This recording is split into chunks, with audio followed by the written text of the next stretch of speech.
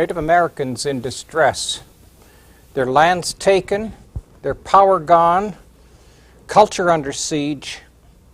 People like George Harkins and Chief Seattle saw the end. In the face of such grief, ordinary life must be transformed. There are many ways. All of them are at root accomplished by the human imagination.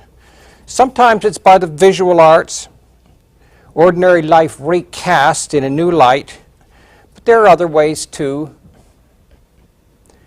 When storytelling or myth-making transforms ordinary life, separate realities are fashioned, which momentarily lift a troubled soul out of the ordinary world to a new place.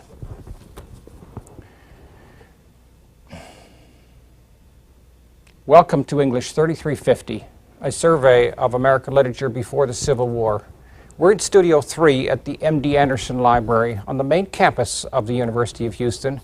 I'm Barry Wood, and today we're going to look at one aspect of popular culture closely allied to literature.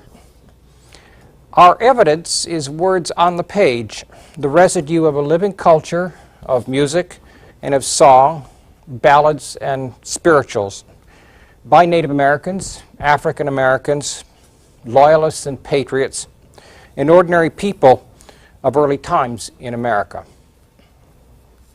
In our culture, we produce poetry, patterned speech or rhythmic speech. We've done this in modern cultures for centuries. Poetry written by a poet with a name attached and published in books, royalties accruing. As we go back in time, poetry is more and more associated with song. In the Old Testament, for instance, the Psalms, which look like poems on the page, were originally hymns, something like religious hymns in church today. The difference between a poem and a song is not necessarily very evident on the page. A poem is generally produced for reading, and so it's private and expressive. The lyrics of a song are produced for a group activity, a group experience. And songs, of course, in early cultures are closely tied to many other cultural elements, to religion and family, birth, death, hunting, witchcraft. And song has an intensely emotional origin too. When we talk, we utter words in a normal voice. A song invokes the manipulation of sound, the creation of a different voice which ranges up and down a musical scale. The origins of this are highly emotional. In moments of excitement, for instance, people will squeal. In moments of fear, they scream. In some cultures, the Irish, for instance, in moments of intense emotion, people will emit a high, sustained wailing sound, which is sometimes called keening. During some religious rituals, pure sounds are produced, wordless chants. In meditation, among the Hindus, for instance, a pure sound, said to be the basic of all sounds, Om, is uttered, sometimes with a sustained breath that will carry it out for 45 or 50 seconds. These examples tell us that the origins of sound outside the range of the human voice are highly emotional. People break into vocal song as an expression of emotion. Now, we've been talking about various uses of words in this course, the labeling use and the referential use. The imaginative use of words is used in fiction, and it creates what we have called a separate reality, an imaginative reality, a reality that we can't touch or taste or smell, that is produced by words, a verbal separate reality. But there are other kinds of separate realities. And these invoke different kinds of mediums to produce separate realities. One example, of course, is a picture. A picture that is painted or designed, that is not simply a photograph. A two-dimensional illusion of three dimensions. A frame around the picture sometimes focuses attention. There are, of course, numerous other examples. Orchestral music is a separate reality with sounds outside the normal sounds that are produced in nature or by the normal walking clattering of furniture, rustling in trees, and so on. A pure world of sound ranging up and down a scale produced by instruments. A separate reality, and it's interesting that most often such separate realities in music have a story attached. Most of the great symphonies have a story attached. There are other examples of separate realities that are invoked. This sort of thing, dance, is a separate reality where using the human body, people move outside the range of normal motion of eating, walking, talking, and produce a kind of synchronized motion where they all move together, move with a rhythmic pattern, exploit the full range of possibilities of the body, and in the process produce a separate reality, often on a stage. And of course there are many versions of that, group dancing like this, opera. In recent times we've had show music. All of these produce a separate reality. Ballet. And of course, dance takes many, many different forms. Some of these examples have been in our own culture, but of course the Native Americans had dance too. And dance is a complex evocation of a separate reality. It involves perhaps words chanted during a dance, perhaps music drummed during a dance, the transformation of identity by the wearing of costume, and then rather than appealing to ideas in the mind, dance usually appeals to more visceral rhythms of the body, for instance, the beat of walking or of the heartbeat.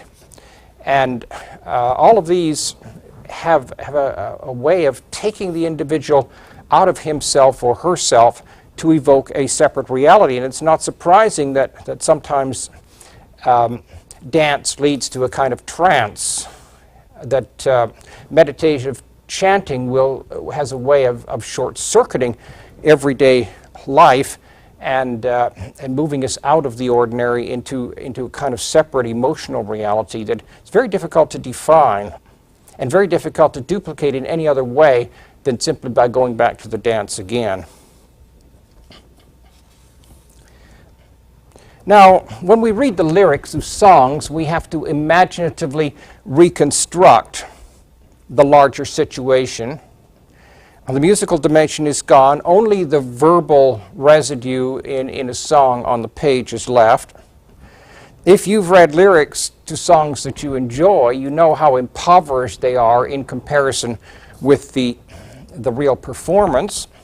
And sometimes if you pull the little pamphlet out of a CD, for instance, and read the words, you think how simple this is.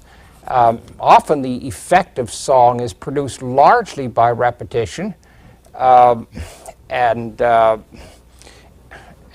in fact the music and the flow of the thing produces emotion that the words just don't contain. I mean, one can think, for instance, of words like "all by myself," which is sort of a common situation, and then think, for instance, of the enormous emotional impact of those words when, say, Celine Dion takes those words and creates a whole song based on simply almost the repetition of "all by myself." So there's it's a separate reality that's quite beyond the verbal here. that we're talking about. So dealing with song lyrics is at best a partial experience. With those limitations, however, we can, I think, move into looking at some Native American songs. Here is a Cherokee formula to secure love. And now, the Cherokees are a good place to start because we've talked about the fate of the Cherokees, the Trail of Tears, and their long march to their new home. This particular Cherokee song was actually recorded in Oklahoma, in the new reservation lands, and was only published in 1965, but it shows a continuation of a pattern in Cherokee songmaking that goes back centuries earlier. Reading this through rapidly, and I've just got the 3 of the sections here. There are 7 in this poem, but they're each very short.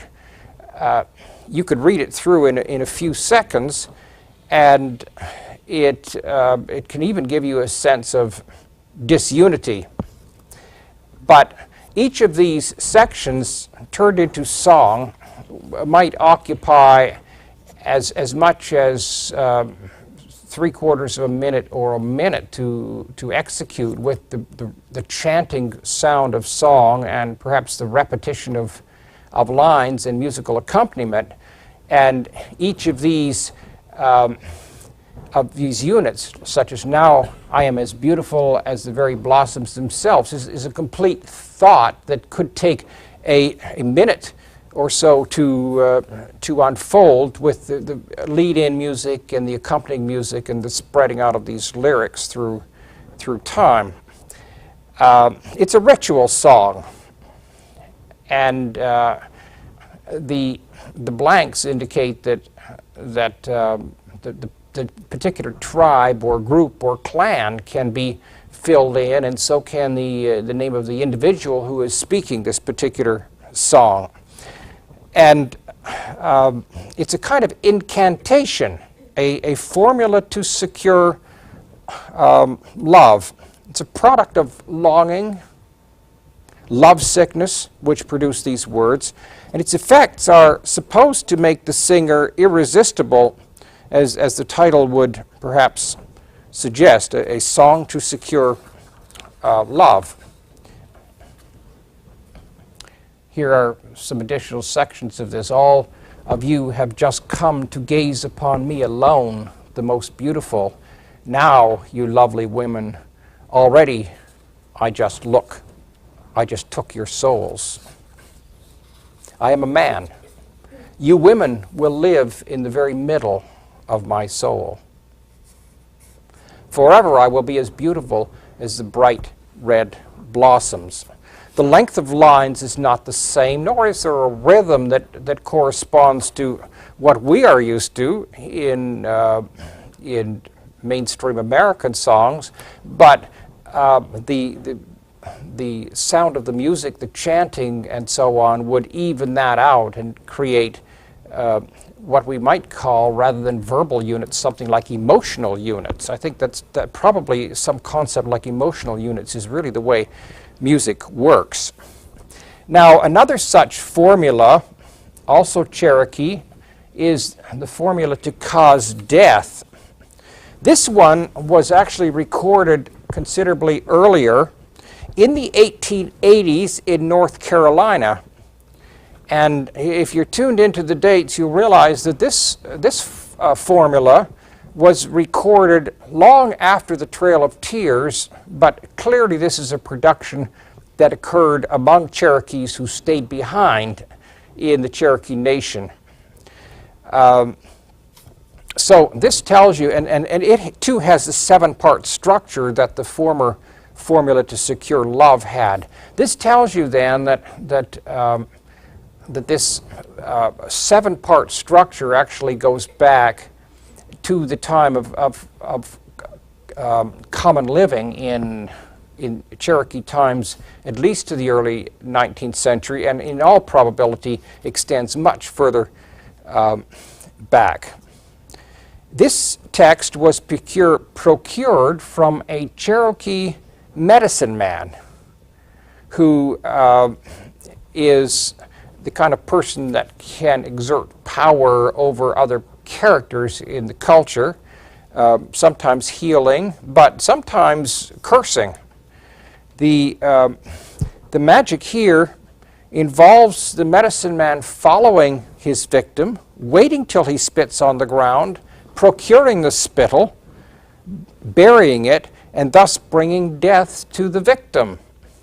Your spittle I have put at rest under the earth. Your soul I have put at rest under the earth.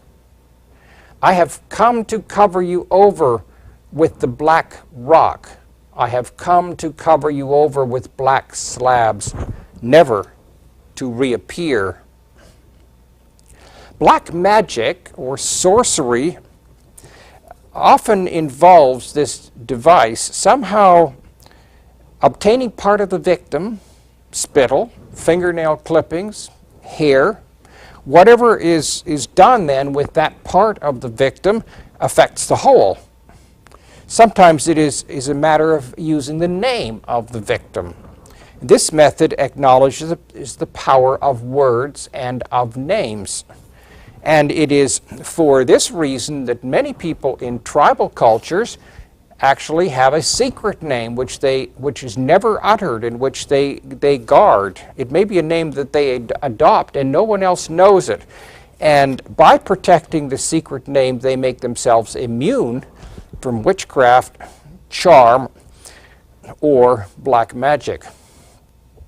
Now, the idea of securing love in the previous formula, or causing death, entails several things. It entails words used to produce magical results, actions performed to produce magical or non-normal results. And magic, of course, is one of those aspects of mythology. It's one of those things that we find in a separate reality. What's going on in these formulas is that words, along with the music and the chanting that accompanies the words, are being used imaginatively to create a separate reality. In the ordinary world, results like this don't happen, especially results that would come from charms or sorcery by a medicine man. The medicine man is really a practitioner of words, a kind of wordsmith. He creates a separate reality of words, like the separate reality that a novelist creates. In the separate reality of stories, magical events happen in our culture. Donald Duck talks, Batman flies, the Starship Enterprise visits worlds all over the galaxy. In the separate reality of the medicine man, certain magical things happen too. By the power of words, he exerts power of life and death and healing over other people. So if we can understand this, that the words are performative in a sense, that by the action of uttering the words, the reality that the words evoke is intended to actually occur, we can see that there's a kind of linkage here between the separate reality that is evoked in words and the referential reality that is affected by the words. And if we understand this, I think we can begin to see how curses and charms and sorcery, particularly the words uttered in the process of sorcery or charming, is a kind of literary form. It is evoking a separate reality in the same way that a fiction evokes a separate reality. In that sense, then, a charm or a curse or a piece of sorcery is akin to literature in its imaginative power. The Of course, the difference is that in modern culture, much affected by science, when we read a novel or a narrative, we make a distinction between, well, some of us do, make a distinction between the reality of that literary work and the real world. In a culture where charms and curses are used, no distinction is made between the separate reality the words produce and the real world, so that the utterance of the world is considered to affect the real world and to make certain things happen. And of course, if you understand this, then you can perhaps understand the psychology between things like a rain dance, for instance, which are words uttered and motions put in rhythm to create again a separate reality, where rain, which hasn't come in the real world, is now going to come because it is evoked within this new reality. Now, the anthology editors refer to this in words which are on page 72 in one of the introductions: reconfiguring reality through magical speech. And I think that's understandable. However, another version, this would be my way of putting it, what happens is creating with words a separate reality which operates magically. I think that maybe is a little simpler to understand what is going on in charms and curses and songs of this kind. And of course, if you take that description, creating with words a separate reality which operates magically, it covers a whole field of literature. It would certainly cover, for instance, Alice in Wonderland. Not only the very existence of Wonderland, which is a product of Lewis Carroll's words, but the power of words themselves. When Alice eats something out of one hand to grow larger and something out of the other hand to grow smaller, this is clearly a magical world. This is going to cover also the Wizard of Oz and Peter Pan and Aladdin and his magic lantern and so on. And in other words, literature and charms and sorcery have the common element, again, to look at this revised wording, they have the common element of creating with words a separate reality which operates magically. Now, sometimes Indian songs can approach the literary. Here is a deer hunting song. The hunter, bow remaining, he overtook me and killed me. And if you are attuned to point of view, you realize that what has happened here is that the poet has adopted a first-person point of view, and specifically the point of view of the deer. The hunter, bow remaining, he overtook and killed me, cut and threw my horns away. The hunter, reed remaining, he overtook me and killed me, cut and threw my feet away. This hunter then is interested in skins and the meat of the deer, but not interested in the horns or the feet. And then another stanza from that song: now the flies become crazy and they drop with flapping wings.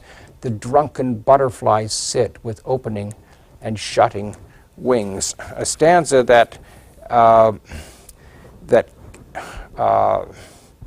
conveys the deer is dying. It's going through a trauma. It's wounded here. It's sort of at the end.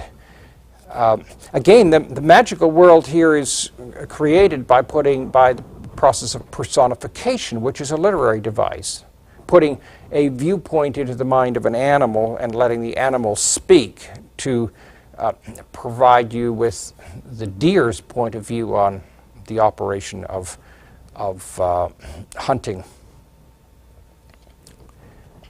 Now, here's a song of war, and that's it, all 5 lines of it. The warrior has had a bad dream, as of course one might the night before a big battle. And his song is to the sun, a source of life, and his plea is to save him from his dream. Old man on high, son, help me, that I may be saved from my dream. Give me a good day. I pray you, pity me. And again, this would be a song. Song perhaps taking much longer for the song to be uttered, perhaps with repetition and so on, than it takes to read it. Now, the separate reality here is obvious. This Native American accepts dream as a reference to what will happen. And again, in a modern culture, we do not. We think of dreams as something psychologically that happens while we're asleep. We recognize the dream world as a separate reality that our imagined dreams up when we're not in control. But you can see here that the Native American sees that separate reality as having much more reference to the real world, as foretelling or a foreboding of the real world. And again we see this in early cultures, this mixing of a separate reality with the ordinary reality in such a way that it's clear that early peoples just don't see it the way we see it. We make a clear distinction between an imaginative reality and a referential reality. Again, I should say some of us do. You see plenty of examples in the world around us of people who apparently don't make those sorts of distinctions sometimes. But generally speaking, in an educated culture, we do.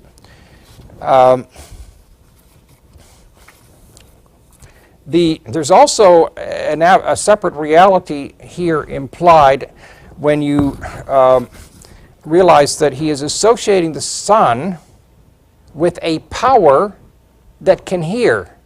If we look back at this poem, he is addressing the sun as an old man and asking for help.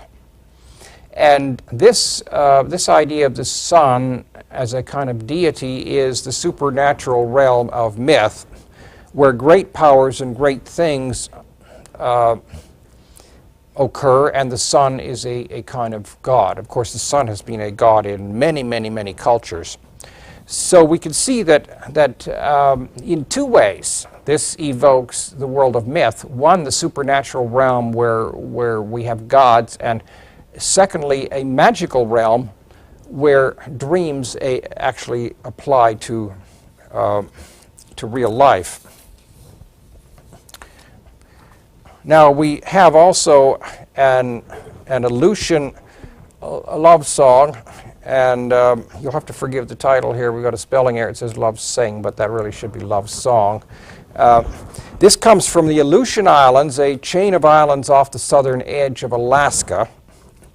And this is quite startling. The first time you read it, it really does capture the immense power of love. It's recorded and then recorded in the 1920s and then recorded in 1944. This is not myth. This is the real world. It's an acknowledgement of the irresistible power of human attraction. I cannot bear it. I cannot bear it at all. I cannot bear to be where I usually am. She is yonder. She moves near me. She is dancing. I cannot bear it if I may not smell her breath, the fragrance of her. A remarkable remarkable song coming out of a really pre-literate culture of people in a very desolate kind of environment up on the Aleutian Islands, that long chain that extends off the southern coast of Alaska and makes a big arch over towards Asia.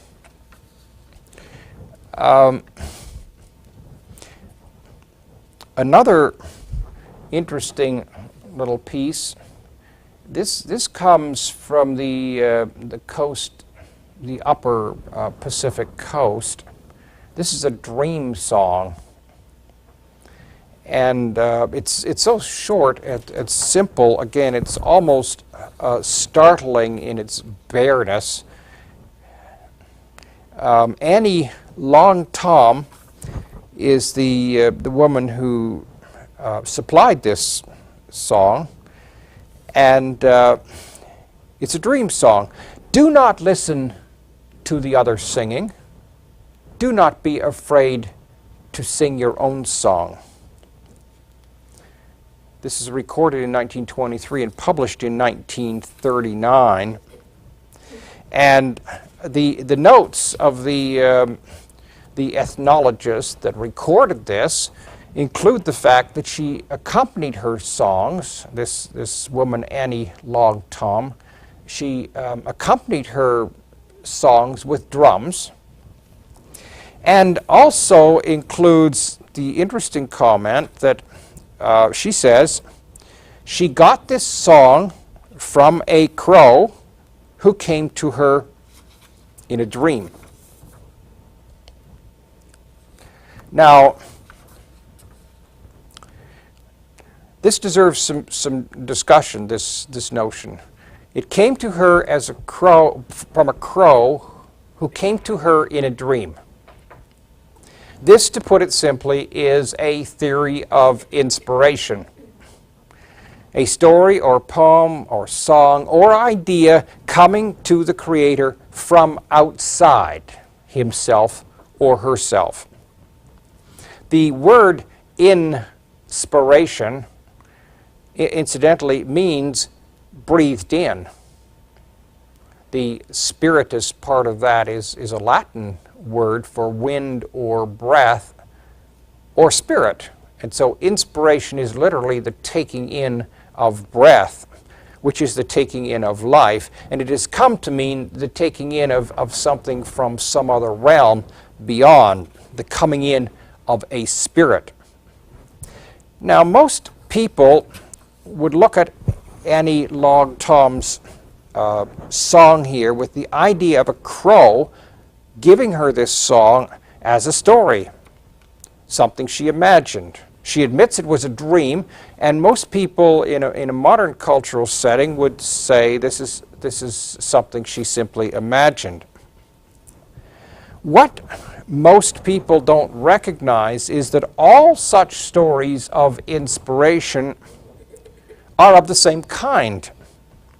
Any account whereby a writer or a singer or a thinker or a prophet gets a story by inspiration from somewhere beyond, whether from crows or spirits or deities of some kind, is itself imaginative. Inspiration, in other words, is not a notion of the referential world. Inspiration is an imaginative idea which is part of a separate reality. Such inspiration, there's a structure to the whole notion of inspiration which we can diagram in something like this fashion. For inspiration to occur, there is, first of all, a supernatural source, which is either gods or goddesses, devils, where sometimes devils inspire people like Dr. Faustus, for instance, or the witches, muses. The Greek poets often call on the muses to inspire them, or spirits of some kind. And this is a supernatural source where inspiration comes from. And then there is, I suppose, metaphorically below that, there is a magical process an inspiring or breathing in of words, poetry, prophecy, etc., from a supernatural source. Now, if you've been attuned to what we've been saying in the last class, you'll recognize that these two stages here, the supernatural source and the magical process, are both elements of the separate reality that words create. In other words, the whole notion of revelation or of inspiration, those themselves are aspects of a separate reality. That such inspiration even occurs is itself a production of words. It is part of the separate reality that it often attaches to stories. It is not part of the referential reality at all. The only part of this process that is part of the referential world is the end point of the arrow, the poet down there below the arrow who claims to be inspired through this process from an exterior source. But both the source and the process are part of the separate reality of the imaginative world. So there's, rather than saying, I think, that the words, this might clarify what we're trying to get at here, rather than saying that the words are a product of inspiration, I think it's the reverse. Inspiration is a product of the words. The very fact that we have a word inspiration gives us the sense that there's something real and referential happening there, whereas the process may be something else that we don't really understand. I think all of us suspect that this woman did not get her poem from a crow who came to her in a dream. She had a dream that a crow came to her, but that's a different thing. Well, now we need to move on to some of the old pioneer music from colonial times. I have a couple of books here, for instance. It's really quite remarkable when you... Here's one called Folk Songs of Old England. This is right out of our library upstairs. And going through this, it's really remarkable how many of these songs no longer exist as part of our culture. The odd time, maybe 1 in 10, you see a song that has survived from very early colonial times, but simply not known today, which tells us, of course, that a great deal of early music has been forgotten. Here's another one from our library. This is called Spiritual Folk Songs of Early America, and this, of course,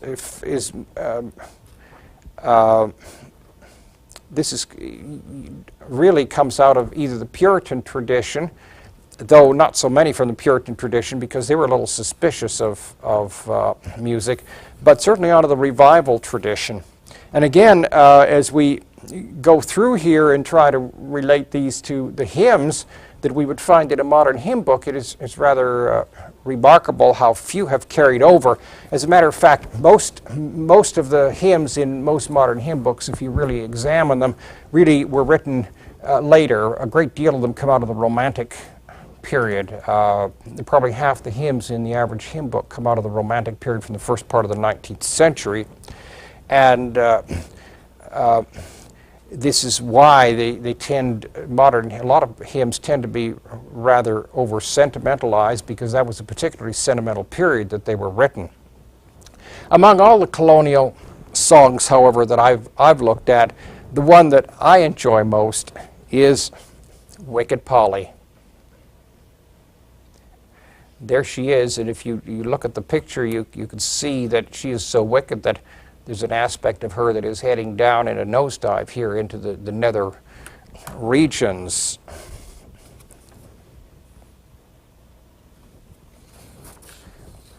Young people who delight in sin, I'll tell you what has lately been.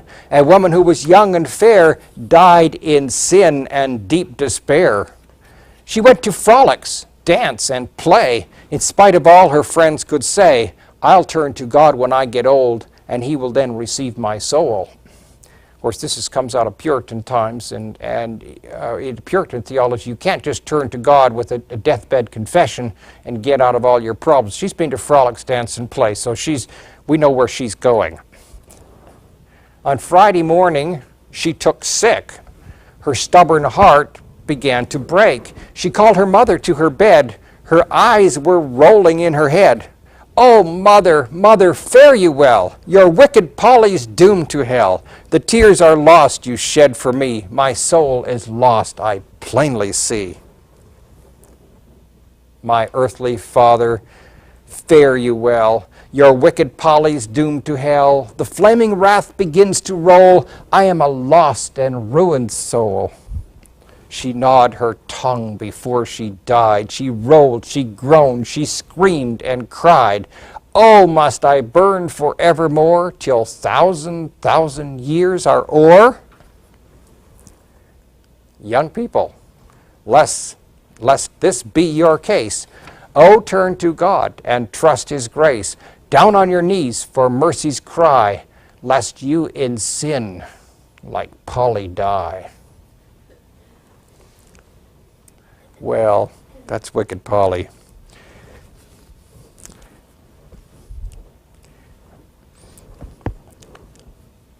Now, when we turn to a slightly later period in American history, we discover a goodly number of songs that we'll recognize.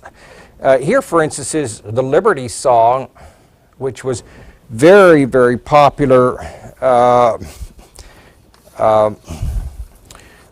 right before the Declaration of Independence. The date of this appears to be 1768, which is 8 years before the Declaration of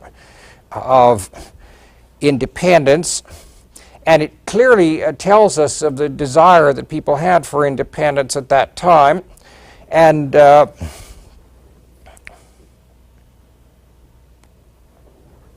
come join in hand, brave Americans all, and rouse your bold hearts at fair liberty's call. No tyrannous acts shall suppress your just claims or stain with dishonor America's name. And when you move into the second and third stanzas of this song, you get a specific interpretation of the coming to America. This was regarded as the achieving of freedom. And this is, of course, in 1768. What's happening here is England has sort of stopped its benign neglect of the colonies and has imposed various sanctions and rules, and the Stamp Act, of course, is coming, and that proclamation line of 1763 is keeping the settlers from moving over the mountains because the British are basically don't have the funds to defend the country out there and to defend the settlers from the wilder Indians. So but they're sort of constricting the Americans, and you can see songs like this are very revealing, because here, 8 years before the Declaration of Independence, you can in effect see that the people are already calling for it, even in their popular music. Another little ditty, this is more a child's song, comes just around the same time. This is the Alphabet song, and perhaps you will recall that one of the main educational devices in Puritan times and through the 18th century was the New England Primer, which we looked at, and you'll recall that it was arranged alphabetically, though there it always was, A is for Adam, B is for Bible, that sort of thing. C is for confession, D is for death. I'm just making these up, but you get the idea. They're all religious. Here, this is both a parody of the New England Primer, and it is also exhorting children to develop the values associated with independence. A stands for Americans who scorn to be slaves. B for Boston, where fortitude their freedom saves. C stands for Congress, which though loyal will be free. D stands for defense against force and tyranny. Stand firmly, A and Z, we swear forever to be free. This is a piece of musical propaganda for children, and it really does illustrate the way in which the whole notion of freedom from America and moving away from religion and moving away from devotion to the King of England is really embedding itself in popular culture in these years just before the American Revolution. And then we have this wonderful little patriot song. This is an Irishman's epistle. Makes fun of those British who marched to Concord. And of course, this got some bad language in it, which is nicely conveyed here by blanks. By my faith, but I think you're all makers of bulls, with your brains in your breeches, in your skulls. You see now, my honeys, how much you're mistaken by concord, for concord by discord can never be beaten. Addressing the British as my honeys here, British, of course, marched up to Concord in 1775. You'll recall the shot heard round the world, and were roundly defeated by the Minutemen. And this is sort of chastising them for ever thinking that they could really win a war so easily. A further stanza, again with a little bit of language blanked out. How brave ye went out with your muskets all bright, and thought to be frightened the folks with your sight. But when you got there, how they powdered your pums, and all the way back how they peppered your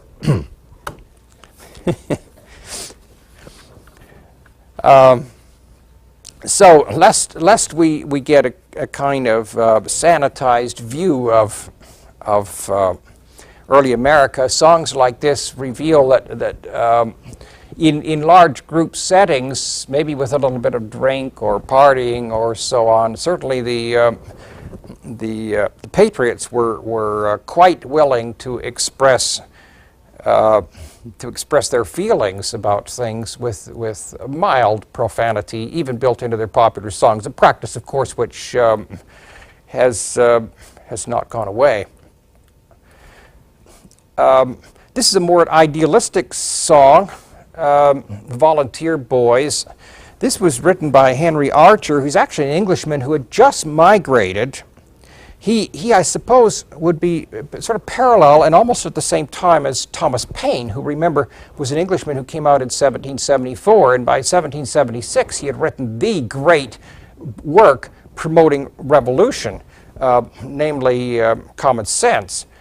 Here we've got an Englishman, a very recent arrival in America, who moved over and supported the rebel patriot cause.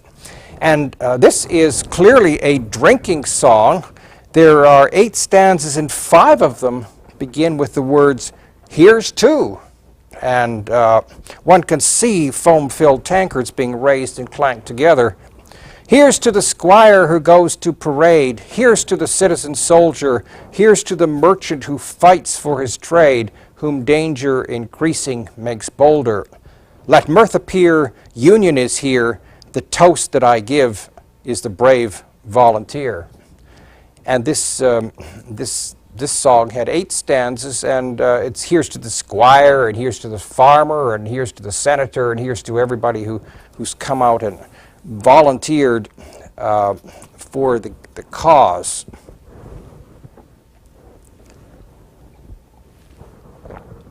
There's also a good deal of satire in some of these early songs. The song in the anthology, for instance, which is called "Borrowing Yankees," compares the Yankees to moles, and England is personified as a lion, and this is, of course, a song that was favored by the Loyalists. You need to you need to sort of keep in mind the political structure here, that in the period approaching the Declaration of Independence, there was really two political factions. There were what we could call the rebels, who are most often called patriots. These were the people who wanted to break with England. And then a very large number of people, it was really a divided issue, the people who opposed breaking with England.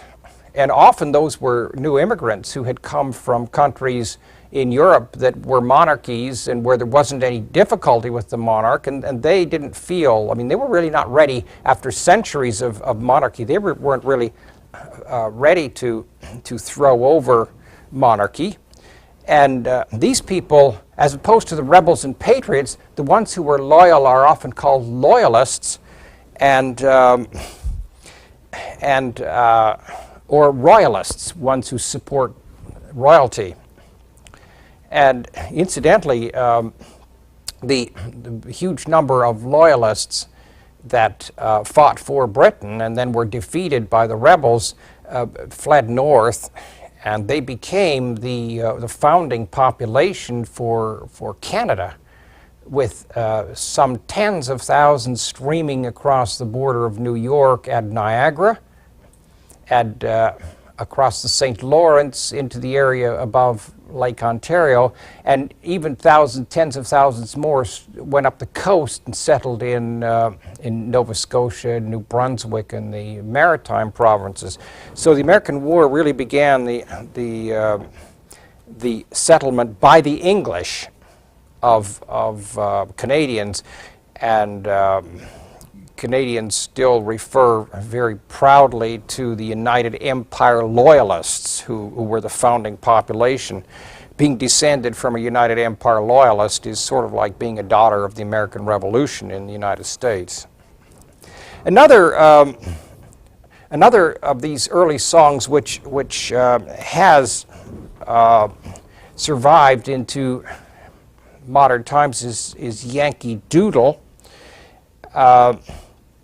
This musical melody for this song has been claimed by half a dozen European countries: France, Spain, Germany, the Netherlands. It's probably English from a children's song which was called Lucy Locket. The earliest version was probably brought by the British to America during the French and Indian War in the 1750s. Yankee, of course, was a derisive term used by the British. The source was either the Dutch term junkie, or the Indian pronunciation of the English word for English, yungus. The term doodle, of course, was a humorous term for dope or half-wit or fool. So Yankee Doodle meant a Yankee idiot. And the chorus makes fun of the Yankees as soldiers. In the one stanza, it makes fun of General Washington. The tune was so catchy to Yankee Doodle, as almost everyone knows. It's caught on. It was adopted by the American rebels. Numerous variants occurred. The British produced a whole new set of words a couple of generations later for the War of 1812, and the lyrics of songs like this give us a good deal of insight into the thinking of the common people. Here's another one. We don't even have to see the words, which are a little difficult on the screen, but we don't even have to see the words to recognize. This is a Kentucky version, actually, of an English folk song, very widely sung after the demobilization of the soldiers. Young girls, now, soldier, won't you marry me? And now that you're not having to go to war, it's maybe time to get down to more important things in life.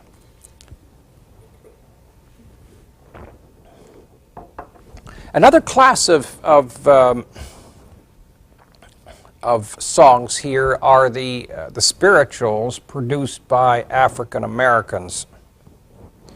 Now, of all the groups of songs that we can look at in connection with American culture, the Negro spiritual presents the most problems in the sense that they can't be dated, and they often did not exist in printed form until years and years after they were sung.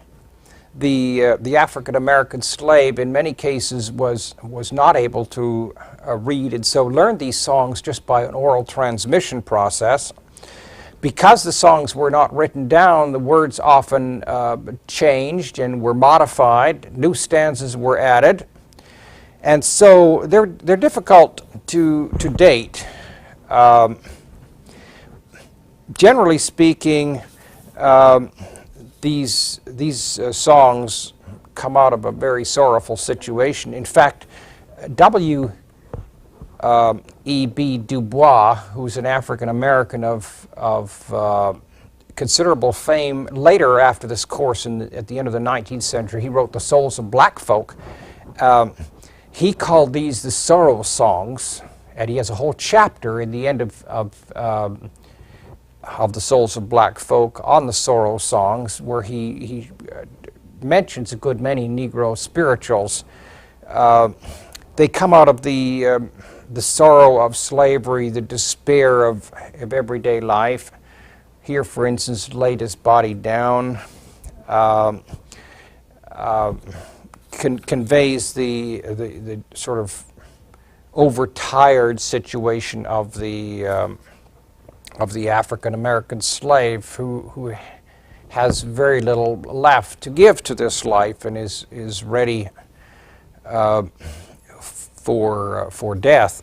Another such song, which is very, very popular and well known today, is Swing Low, Sweet Chariot. Usually starts off with the chorus, swing low, sweet chariot, coming for to carry me home. Swing low, sweet chariot, coming for to carry me home. A very sort of mournful song.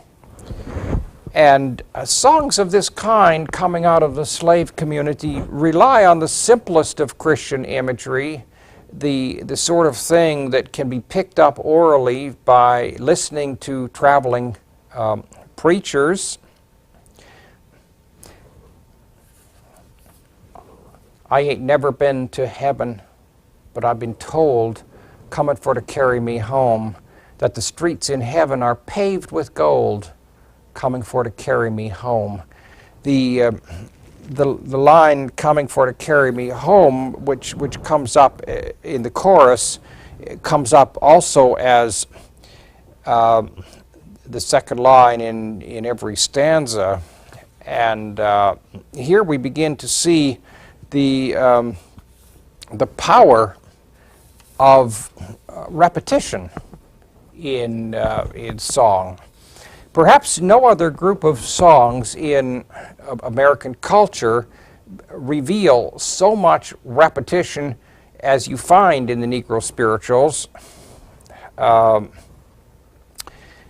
And that, again, I think has to do with the way song works, the way repetition works. The repetition has a way of short-circuiting mental activity and intellectual thought. And that in itself is an important psychological process, particularly for people that are grieving or who live in a situation which is intolerable. There are few ways to escape. In fact, the whole slave situation was a kind of situation where the individual was locked in their own private solitude. In a work gang, for instance, as much as possible, communication was prevented between slaves, and so each person was locked into labor and in a kind of world of solitude without the ability to converse. And in a situation where you can't talk, where you have workers and you can't talk, the nearest person to you is 15 feet away, and you can't really carry on a conversation, but you need some kind of communal interaction, then a song is the perfect way for this to be handled, because dozens of people, all of whom are too far apart really to interact at a verbal conversational level, can nevertheless work into a song which they all know, and it becomes, for the slave driver, almost impossible to control this kind of activity. It becomes a form of rebellion itself, something that the slave drivers would eventually simply have to tolerate. But besides establishing a communal togetherness, such songs involved a lot of repetition, and the repetition has the quality of evoking a kind of trance-like state. And it's not surprising, you know, if you watch people sometimes engaged in work, you will find them humming or singing. And there's a kind of time passing that occurs, a kind of short-circuiting of thought. A song that you know has prescribed lyrics. You know exactly what the words are. You don't have to think about them. They come out of memory. And yet the process of producing those, of keeping the tune and of following the repetition, sometimes repetitions involving counting, has a way of short-circuiting the feelings of present distress. And so we find this over and over again. An excellent example, of course, of this is Jacob's Ladder.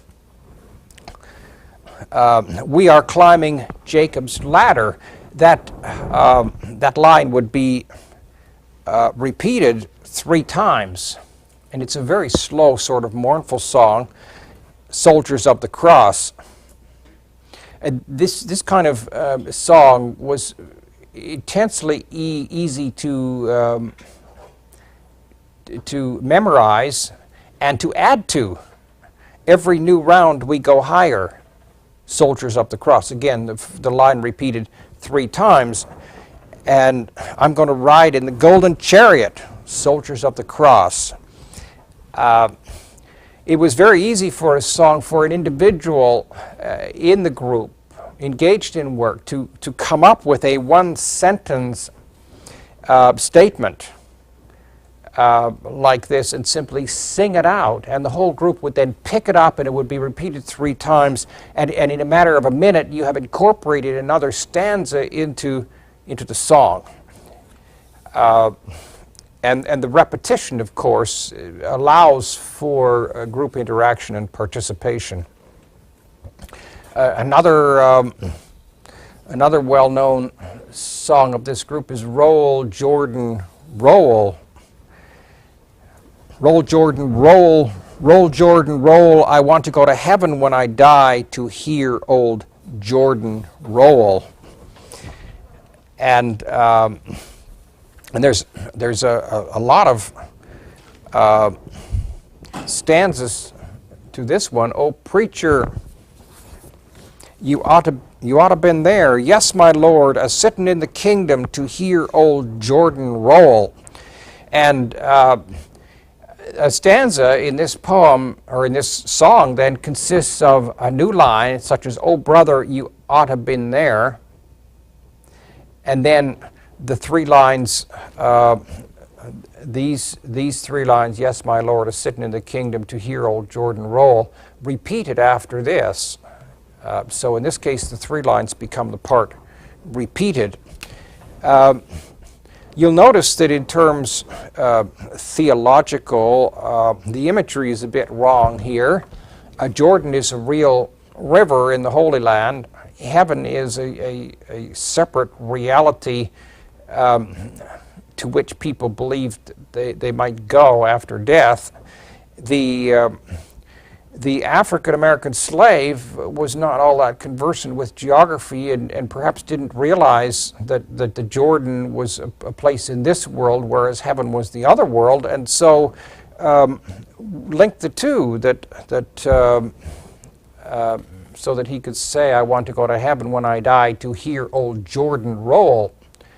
A good example of how theological understanding can shift and change.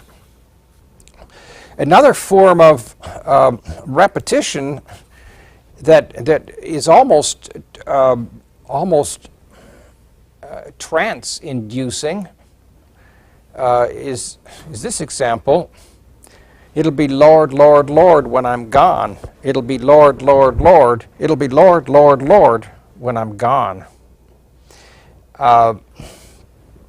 And again, a song like this could be picked up in a group by a newcomer within just one repetition. And a new stanza, or a new round of this consists of simply a new line. I'm going to fly from mansion to mansion when I'm gone. I'm going to fly from mansion to mansion. I'm going to fly from mansion to mansion when I'm gone. And there you have another stanza. I'll be done with bukes and buses, short forms for rebukes and rebuses when I'm gone. I'll be done with bukes and buses. I'll be done with bukes and buses when I'm gone. And so on. And this one does indeed go on for a considerable number of stanzas. Here's more stanzas. I want to walk and talk with Jesus when I'm gone, and so on. I'm going to sit at the welcome table when I'm gone. I'm going to drink and never get thirsty when I'm gone. So here you see the separate reality that is induced by song is not one of a great imaginative richness such as we find in a literary work, or even that we would find in a carefully composed song, or like in the Psalms of David and so on. Here the separate reality is not an imaginative one so much as it is a visceral, physical separate reality. We've talked about this earlier in the class. The separate reality that is involved when you have orchestral music which evokes feelings. The reality that is evoked by the rhythmic movement of dance steps and so on. Here, the repetition of lines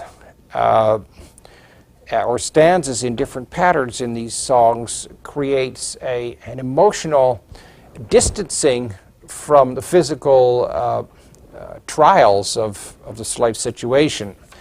And that song becomes, for the non-literate, becomes a similar device for an escaping from this world, but it's not a literary device so much as an emotional device.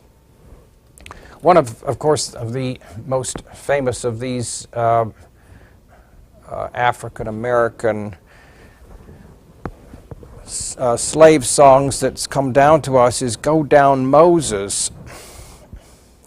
Now, it's interesting, the notion of typology, which I haven't talked about too much in this course, but typology is a particular reading of the Bible which sees the New Testament as a reworked version of the Old Testament. Thus, for instance, Sermon on the Mount is linked with Moses receiving the Ten Commandments on Mount Sinai and things of that kind. The 40 years in the wilderness of the Old Testament is linked up to the 40 days in the wilderness when Jesus was tempted, and so on.